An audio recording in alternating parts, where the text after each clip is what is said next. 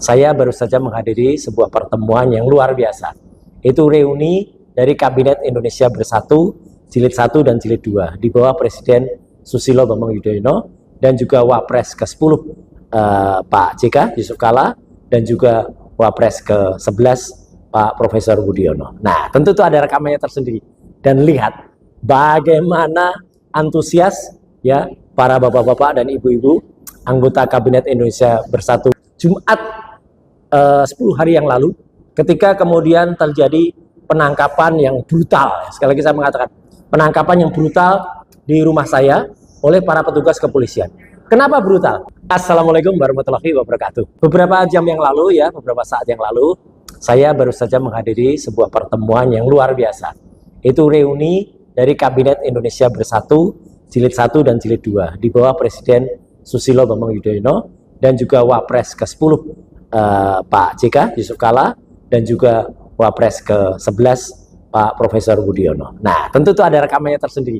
Dan lihat bagaimana antusias ya para bapak-bapak dan ibu-ibu anggota Kabinet Indonesia Bersatu dan Indonesia Bersatu, Jilid 1 dan Jilid 2, yang kemudian masih setia juga bersama kita ya, dan mengikuti perkembangan sampai sejauh ini tanpa rekayasa ya, tanpa diadakan.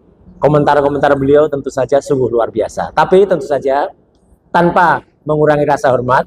Ada beberapa komentar yang memang sangat bersemangat, dan kita melindungi sosok yang bersangkutan itu sengaja kita sembunyikan atau sengaja kita perhalus ya, demi kebaikan bersama. Karena terus saja hampir semuanya atau mostly itu memberikan dukungan yang sangat luar biasa untuk kasus ini ya, dan ada beberapa tips-tips itu juga tidak kita keluarkan. Karena apa? Untuk menghormati dan untuk kenyamanan semua pihak.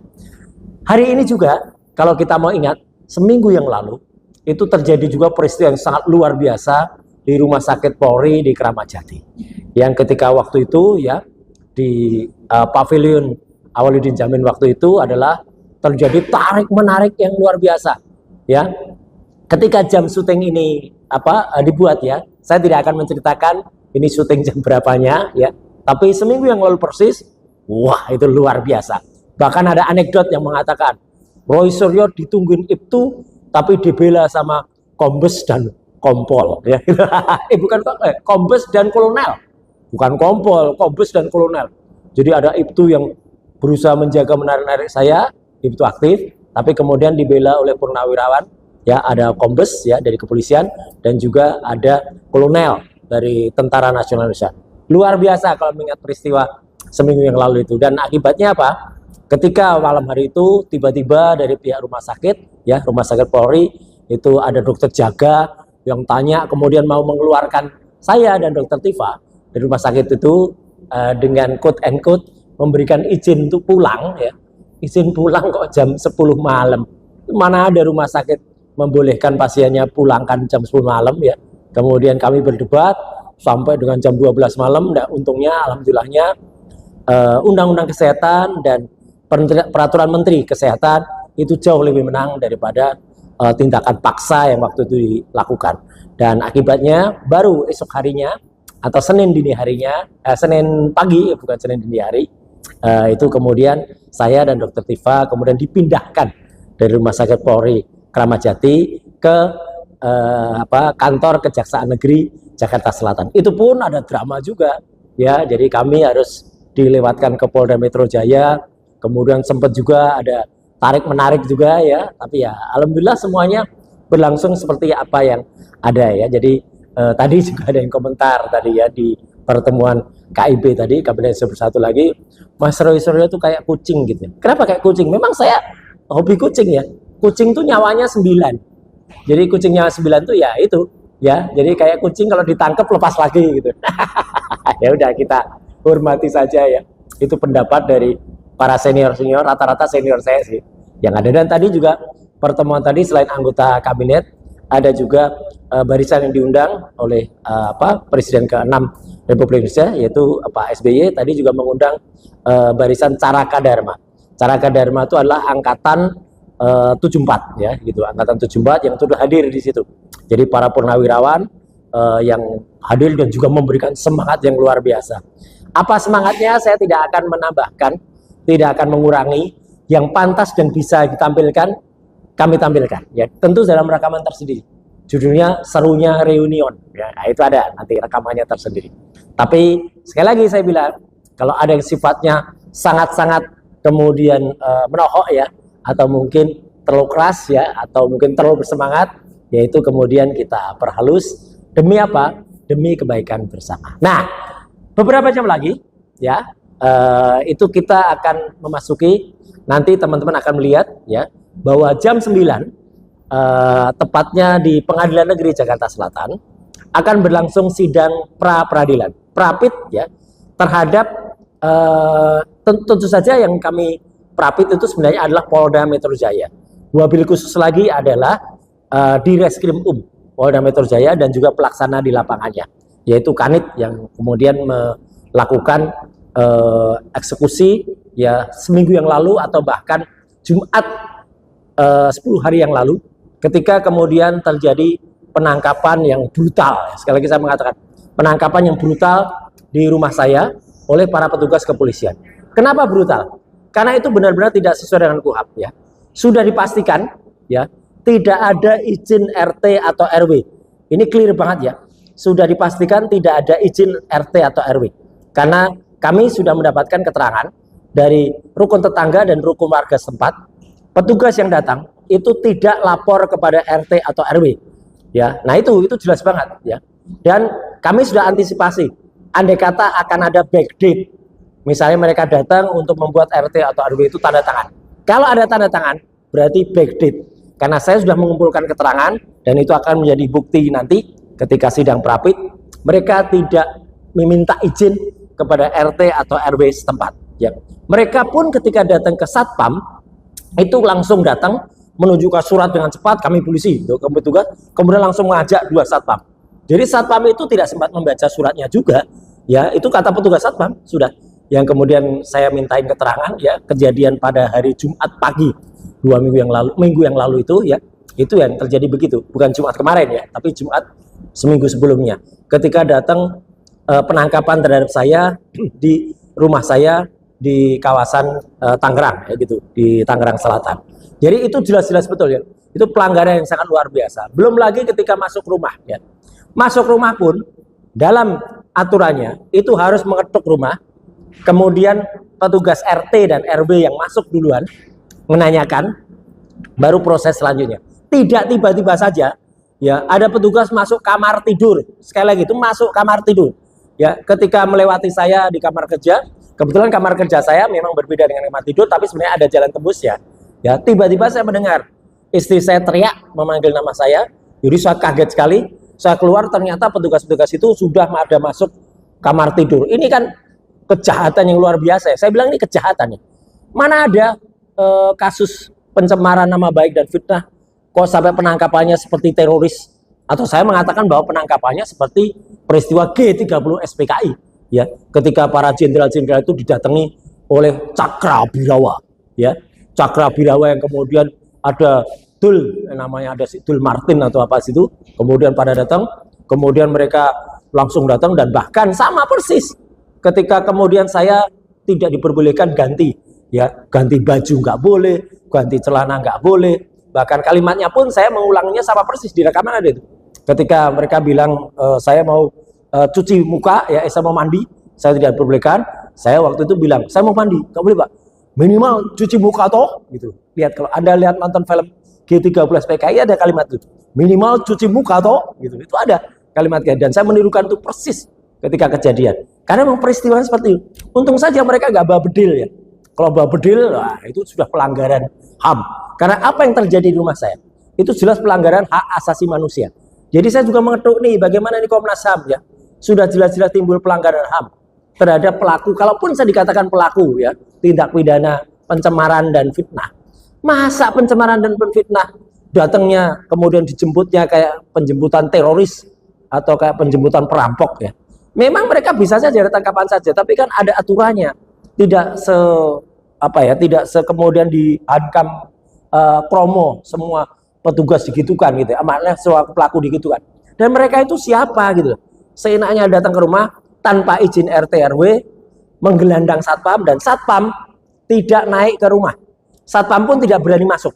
Satpam itu hanya di luar pagar. Satpam masih hormat itu ya, masih luar biasa. Satpam-satpam itu tidak ada, 2 satpam, itu hanya di luar. Dan itulah yang kemudian kita masukkan ke dalam pra peradilan. Jadi kami memaklumi ya, tim hukum kami, Pak Refli Harun, Pak Abdul Ghafur Sangaji, dan kawan-kawan dari Tokham, ya, karena Prapit ini memang digawangi oleh Tokham, ya, tim hukum saya yang lain nanti akan bersiap ketika nanti Tokham dan TAK itu nanti akan bersiap untuk sidang materi pokoknya, ya, seperti yang nanti Dr. Tifa tanggal 2 Juli itu akan melaksanakan. Nah, sementara untuk Prapit itu akan dihandle oleh Tokham. Jadi tentu saja ini juga informasi untuk para media. Kalau Anda ingin mengkonfirmasi apa yang terjadi di pra peradilan di Pengadilan Negeri Jakarta Selatan beberapa jam lagi, ya, silakan Anda tanya ke tim hukum Tokham, ya, yang itu yang menangani ini. Tim TAKA memang tidak menangani ini. Jadi saya hormat karena tim TAKA, ya, di bawah Pak Petrus Celestinus dan juga di situ ada Pak Ahmad Kosinuddin. Beliau concern kepada proses selanjutnya.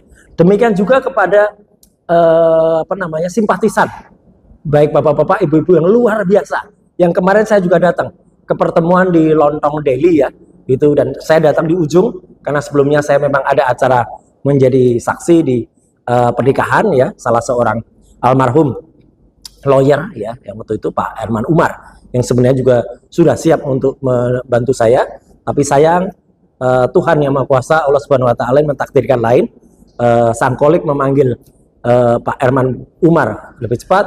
Putrinya itu juga lawyer juga, ya, Sena Denda Jevika itu yang kemarin nikah, dan saya menjadi perwalian dari keluarga yang ada di situ. Kemudian sore malam harinya saya sempat datang ke acara otomotif di Bekasi, dan baru di ujung itu di atas jam 9 saya datang ke pertemuan mak-mak, ya, itu ada mak-mak dari KNPRI, ada mak-mak dari ARM, ada dari Forum Aksi, kemudian ada bapak-bapak yang lain, ya, ada teman-teman yang juga dari Forum Indonesia, ya, ada kemudian dari Purnawirawan TNI, ya, ada kemudian dari siapa lagi?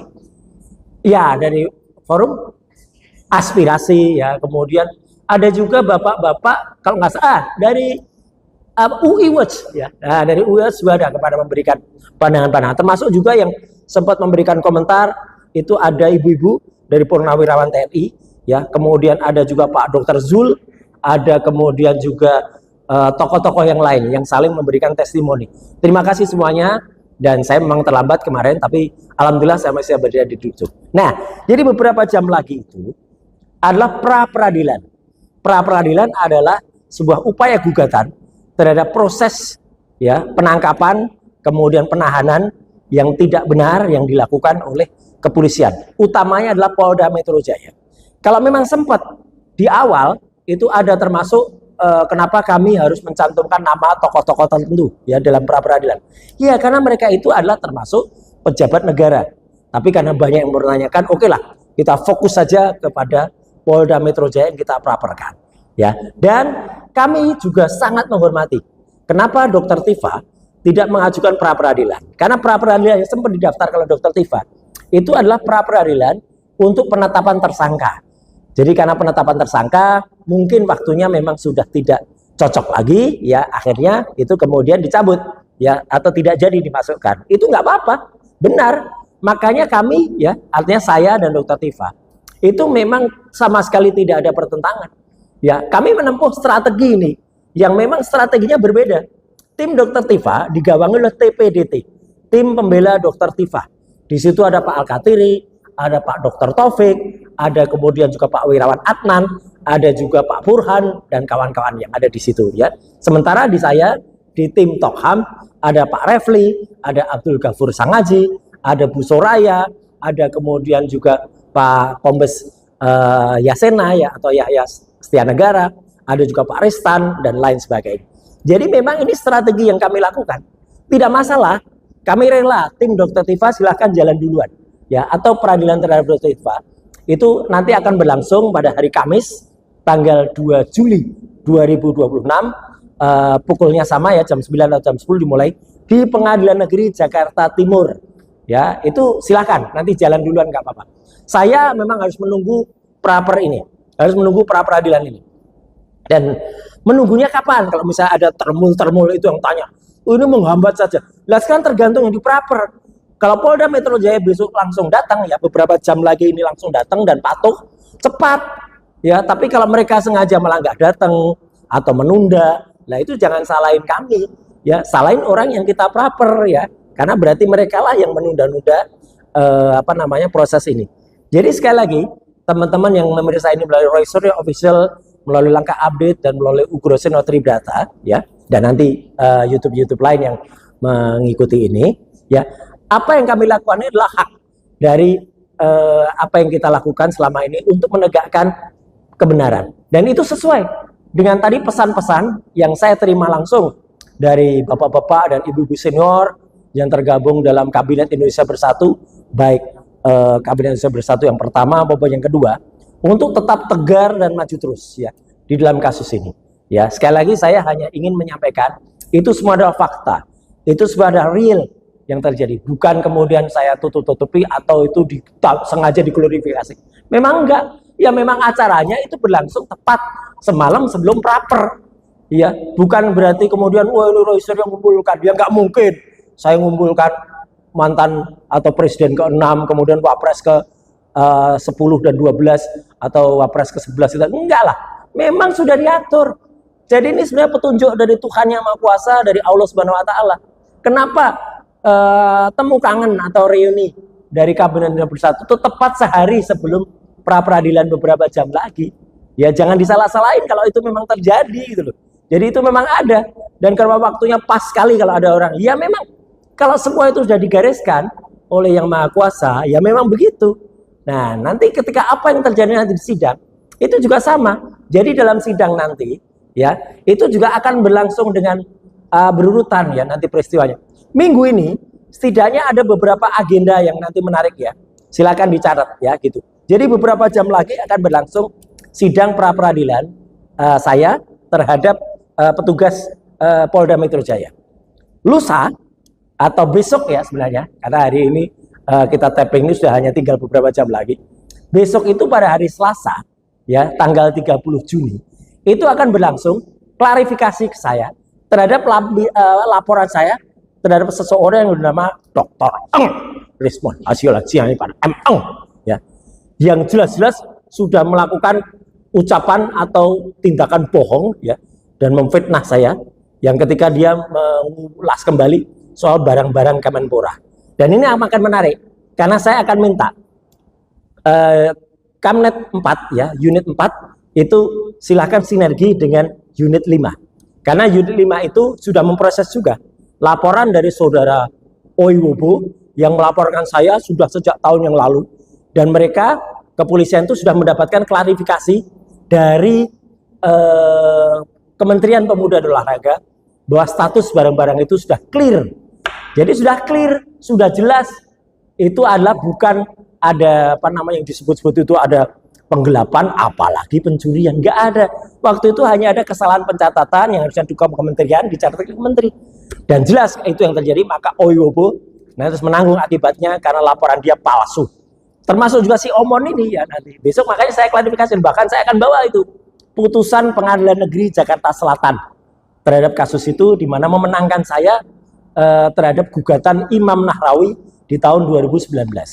Saya tidak ada apapun, ya, terhadap Imam Nahrawi, ya, Mas Imam, tapi karena ini persoalan diangkat-angkat lagi, maka saya akan bawa putusan yang ketika Kemenpora waktu itu pengganti saya Imam Nahrawi sudah mencabut gugatan ke saya. Jadi saya sudah 2-0 otomatis, karena kementerian sudah diklarifikasi oleh Polda Metro Jaya, sudah clear jawabannya.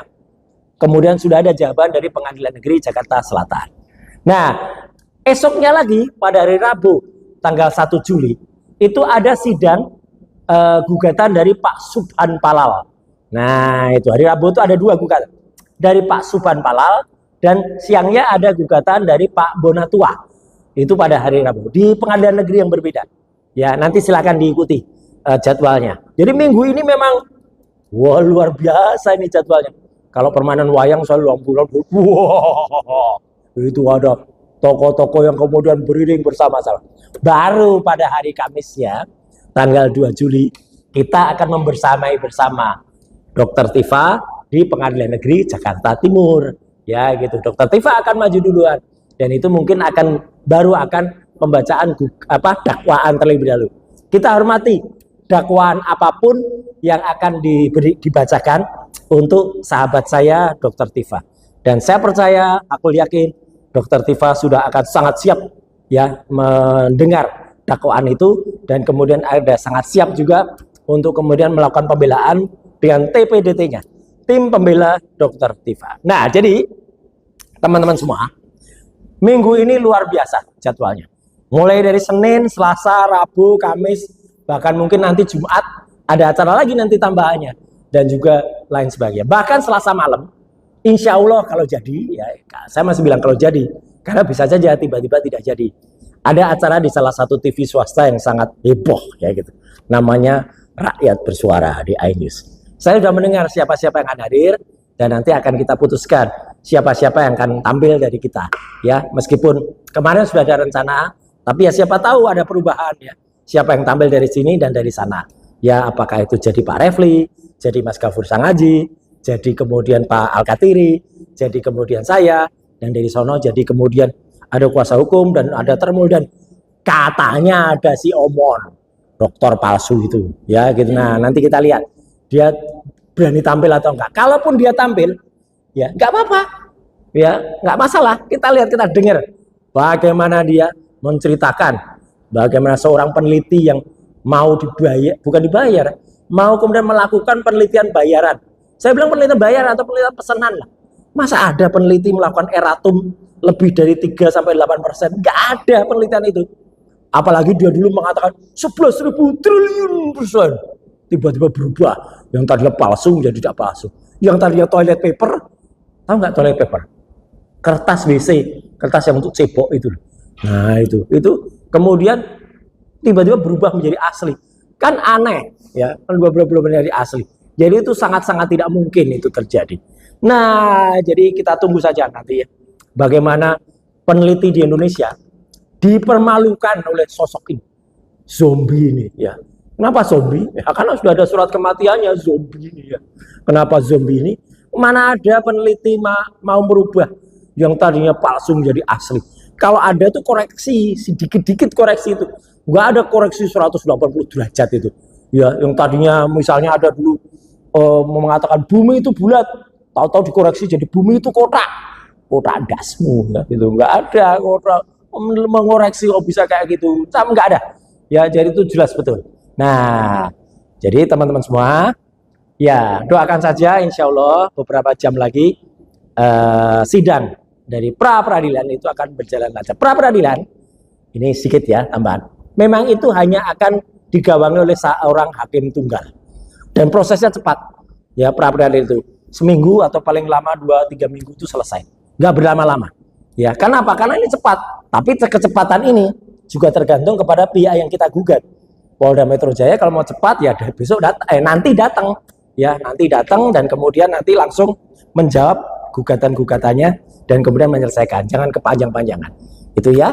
Nah, terus kemudian besok ada klarifikasi saya di Polda Metro Jaya ya terhadap laporan saya.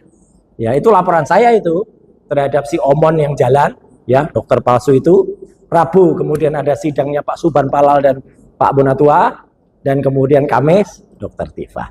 Nah, jadi meriah minggu ini, insya Allah akan kemudian meriah lagi dunia per-YouTubean kita, tidak diisi oleh kabar-kabar yang cuman isinya orang yang sok senang, sok kemudian dipuji-puji, puja dan puji sambil ada upacara adat-adatan dan lain sebagainya ya di satu daerah di sana. Tapi kita akan membicarakan hal yang benar-benar esensial. Dan saya di kesempatan ini menghaturkan terima kasih sebenarnya untuk seluruh masyarakat ya yang sampai dengan detik ini luar biasa ya. Selalu kalau ketemu menyatakan Pak Roy kita maju terus ya. Kita bahkan ada yang menitipkan pesan Pak Roy merdekakan Indonesia. Kita sudah merdeka Mas gitu. Oh iya tapi belum merdeka ya, oke. Maka kita akan coba nanti menjadi masyarakat bisa lebih merdeka, bisa lebih bermartabat. Saya kira itu ya pemirsa, apa yang ingin saya sampaikan. Saya tentu saja tidak menyampaikan sangat detail soal dakwaan atau soal yang sangat detail yang nanti akan dilakukan di sidang pra-peradilan di Pengadilan Negeri Jakarta Selatan. Karena itu menjadi tayangan eksklusif. Tapi saya juga pesan begini, ya, semua tayangan di sidang, karena kemarin ada statement dari Humas Pengadilan Negeri, mohon dipertimbangkan. Indonesia sudah memasuki era keterbukaan. Media itu adalah the four stages of communication. Ya, ada pilar pertama itu adalah eksekutif, pilar kedua legislatif, pilar ketiga yudikatif, pilar keempatnya adalah komunikasi atau adalah media. Tolong tetap jaga keterbukaan informasi publik, ya. Jangan kemudian membuat larangan-larangan yang ada. Karena dulu misalnya sidang Jessica, bahkan dulu ada sidangnya pembunuhan terhadap yang dilakukan oleh Eliezer itu, ya, itu kemudian Verdi Sambo itu juga disiarkan secara live dan terbuka. Kok sekarang kita mundur malah? Kalau sidang itu nggak boleh disiarkan terbuka. Sidang kan boleh terbuka. Nanti tapi akan ada juga media mainstream yang melakukan permohonan atau bahkan gugatan juga, termasuk bagaimana rekomendasi dari Dewan Pers untuk siaran langsung ketika persidangan ini. Kita ikuti bersama dan semoga tayangan eksklusif ini bermanfaat untuk sidang yang akan berlangsung pra-peradilan beberapa jam dari sekarang. Kita tetap mohon dukungan dan doa dari seluruh masyarakat Indonesia dan juga permohonan kepada Tuhan Yang Maha Kuasa, Allah Subhanahu wa taala, semoga memberikan ridho kepada kita agar semua ini berjalan lancar. Saya ingin sampaikan beberapa poin yang mungkin agak terlewat begini. Teman-teman semua, apapun kelompok kita, siapapun dari Anda dan dari manapun, saya sangat berterima kasih untuk teman-teman yang ikut membersamai sampai sekian ini, ya. Jadi tidak usah dibeda-bedakan. Oh, ini nanti akan support Dr. Tifa. Oh, ini akan support Mas Rustam. Ini akan support, semua sama. Semua sama. Jadi kita berlima sementara ini, ya. Belum tambah soalnya klasternya. Oh, kalau nambah itu nambah lagi tuh. Ada lagi ya. Nah, itu kita tetap sama dan kita perjuangannya juga sama. Jadi tadi disampaikan oleh Mbak Mary betul bahwa pada hari Senin besok itu adalah sidang yang kita yang meminta sidang. Kami meminta sidang yang namanya pra-peradilan untuk menggugat Polda Metro Jaya atas penangkapan, kemudian atas penerobosan ke dalam rumah yang tanpa izin, jadi tanpa RT RW, kemudian langsung masuk ke kamar tidur, kemudian juga tanpa ada surat yang kemudian proper, ya, izin pengadilan juga nggak ada. Dan kemudian langsung bawa saya waktu itu. Ceritanya sudah banyak beredar di berbagai YouTube, ya, termasuk saksikan di Sentana Podcast. Nah, itu termasuk di Sentana, termasuk juga di ini bisa aja, ya, promosi. Di channelnya Mbak Mary juga ada. Ya, di mana-mana ada, ya, gitu. Jadi subscribe. Ya, subscribe silakan. Nah, itu. Jadi artinya itu saya yang kemudian menggugat. Jadi itu posisinya kita menggugat. Sebelumnya saya wajib lapor dulu, Mbak Mary. Pagi, ya. Pagi Senin itu ke Kejaksaan Jakarta Selatan. Dan setelah itu saya langsung ke Pengadilan Jakarta Selatan untuk melakukan sidang pra-peradilan. Insya Allah pra-peradilan itu bukan hanya ini saja. Ya, jadi nanti akan ada pra-peradilan yang lain. Dan gara-gara ada pra-peradilan, itulah makanya sidang Dr. Tifa itu akhirnya harus berjalan duluan. Karena saya harus menunggu pra-peradilan. Nah, apa baiknya? Ada baiknya. Jadi kalau sidangnya Dr. Tifa nanti sudah jalan, pada saatnya sidang Dr. Tifa itu akan pada jadwal mendengar keterangan dari saksi pelapor. Joko Widodo. Ya, bisa jadi Joko Widodo datang dulu ke Dr. Tifa, baru nanti kita paksa lagi untuk datang ke sidang saya. Nah, jadi itu yang menarik. Berarti reuni Pak Roy, kan dulu SMK bersama. Oh iya. Reuni Pak Roy dan Pak Jokowi Nah, itu tertunda. Gara-gara pra-peradilan. Betul. Aduh, sedih, ya. Bisa aja. Jadi artinya apa? Itu akan menarik. Ada rencana tadi mendengar, betul tadi kata Mbak Wuri, belum tentu dia akan datang.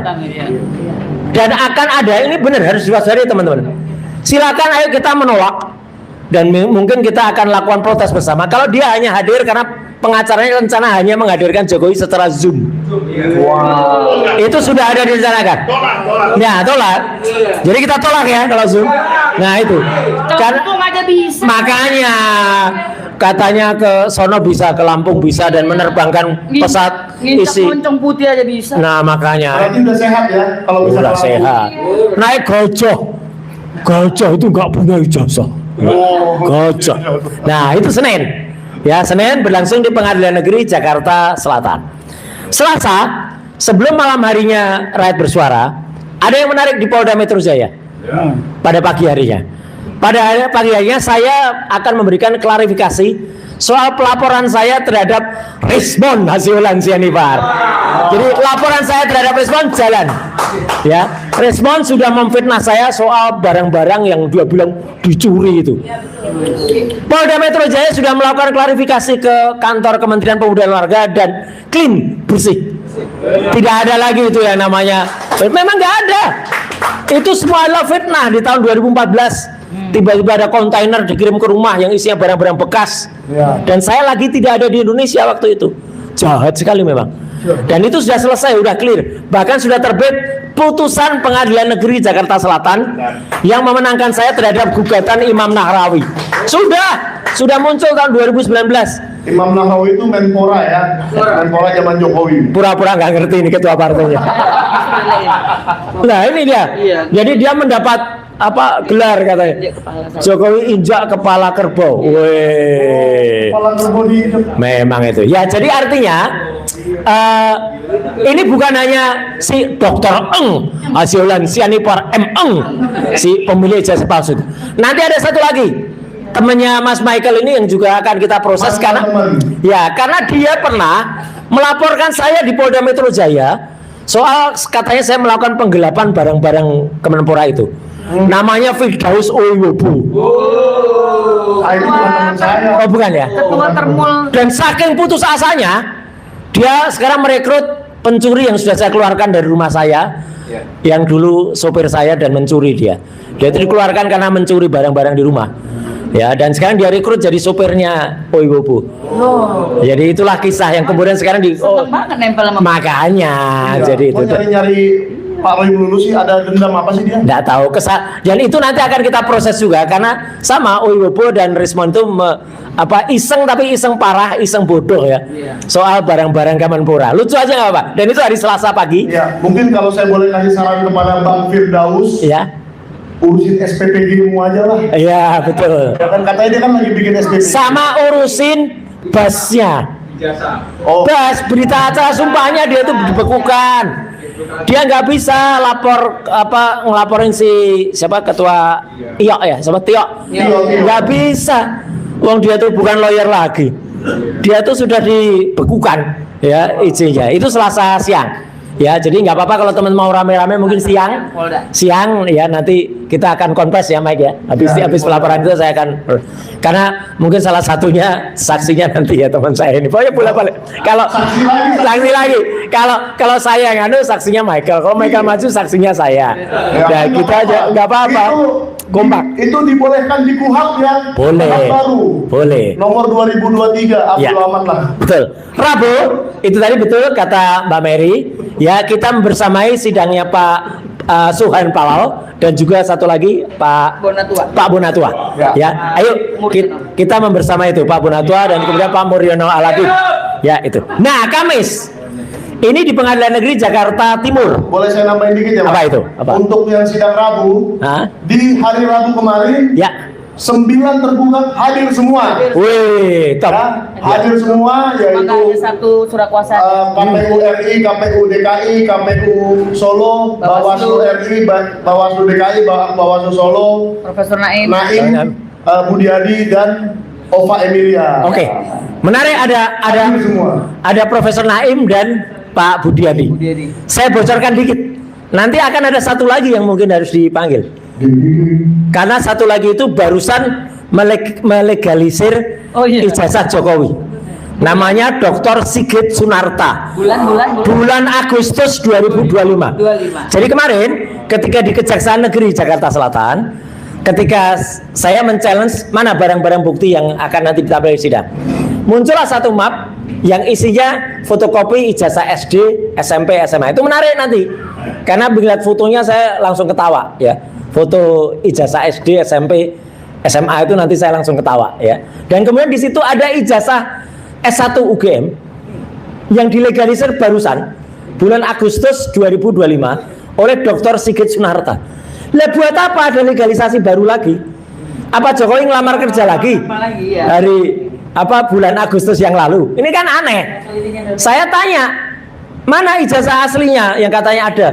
Sebentar Pak gitu. Teman-teman semua, ijazah asli Jokowi itu adalah ijazah yang sangat primer dan sangat penting. Seharusnya ada di situ. Tapi ternyata Nggak ada. Ijazahnya nggak ada, makanya. Jadi ijazahnya di situ tidak ditemukan. Nah, jawabnya para teman-teman jaksa, nanti Pak pada saat sidang saja. Loh enggak, sekarang itu yang paling penting, dan itu nggak ada. Yang jelas yang ada di situ adalah justru mesin ketik brother. Nah, saya nggak tahu nanti itu untuk apa, tapi bayangan saya itu nanti seolah-olah akan ditunjukkan dulu saya ngetik skripsi pakai itu. Ya, nanti akan ada. Ya, pertanyaan saya yang akan sangat menolok. Nggak mungkin saya bocorkan sekarang ya, nanti mereka ngantisipasi. Ya. nanti dia belajar lagi. Ya, jadi pokoknya berhubungan dengan mesin ketik itu. Jadi mesin ketik brother itu lucu sekali jadi barang sidang. Terus ada banyak flash disk yang nggak ada hubungannya flash disk. Tidak ada flash disk saya yang disita, Mbak Mary. Ya. Terus ada banyak setelah flash disk, kemudian handphone. Beberapa handphone juga disita. Handphone siapa? Lah makanya ini handphone apa gitu. Mungkin penelitian Sandi utama ya. Enggak, Dian Sandi enggak ada. Jadi itu teman-teman. Jadi sidang besok itu pasti akan sangat menarik. Baik dimulai dari sidangnya Dr. Tifa hari Kamis tanggal 2 Juli maupun sidang saya yang belum tahu kapan. Kenapa belum tahu kapan? Karena sidang saya harus menunggu selesainya pra peradilan.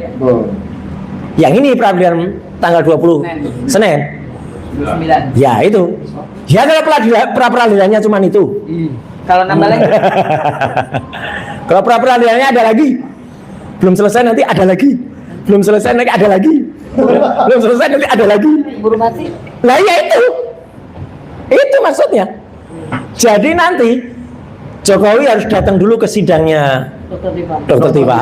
Kalau nggak hadir, berarti Dr. Tifa bebas dari hukum. Kalau nggak hadir.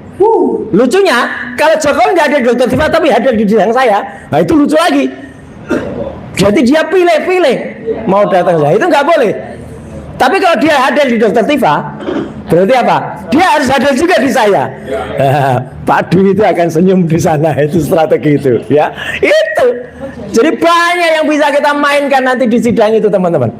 Sekali lagi jangan khawatir, ya. Insya Allah saya akan sangat semangat untuk meneruskan sidang ini. Tentu semangat saya tidak akan lupa karena semangat dari teman-teman yang malam hari ini masih terus membersai. Terima kasih. Jadi sekali lagi jangan lupa juga pada hari Selasa, ya Selasa malam, ya jadi prakondisi dari sidang yang akan ada. Jadi kita akan sama-sama nanti melihat rakyat bersuara, moga-moga tidak ada fraud, dan akan kita lawan Raja Jawa itu ya. Raja Jawa yang bengis ini ya. Itu adalah menjadi musuh kita bersama. Sekian, terima kasih. Kita mohon doa dan juga kita mohon ridho kepada Tuhan Yang Maha Kuasa, Allah Subhanahu wa taala. Allahu Akbar. Allahu Akbar. Allahu Akbar. Sekian, terima kasih.